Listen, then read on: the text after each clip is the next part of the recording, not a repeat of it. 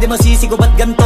Ginaganapan ko lang na natural, tsaka inagapan ko na mautal. Nilaban sinugal, ginapang minahal. Katagalan natutunan ko rin tumagal, tsaka alam ko naman na inaabangan na sanang tabangan yung papakawalan para di naabangan. Kasong alam pala ba naman ang alabang kinalakihan na galingan ng galingan, kaya nakasanayan ko makabuo na madiin. Di ko na malayo na malayo na malayo na palayo, narating patay ako ng pailing. Mga naniwala di ko pwede biguin, di ko pwede pakitaan na bitin. Mga tinga na kalang busugin ko pa din kahit kabisado na kalitiin. Alam ko na may mata na nagbabantay kung paano ako sasablay, matyagang nag-aantay kung kailan ako tatamlay at lalaylay. Yung mga laway na makita ako na mahina, umay na manirang alay na manghila, kasi nga walang pinakitang hindi pamatay.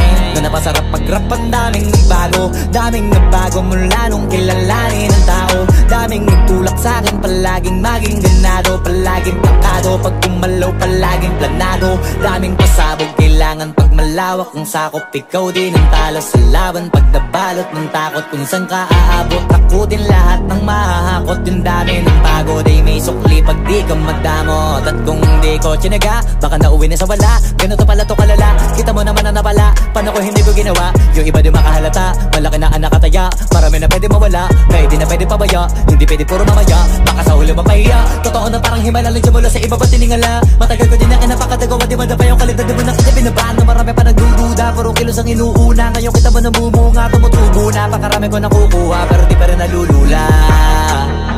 Tas sa ugali wala pa rin binago, tao pa rin pag umaharap sa tao. Pero pag usapang rap pa, iba-iba ko, literal na may bago kong naabangan sa tuwing may ilalabas na bago.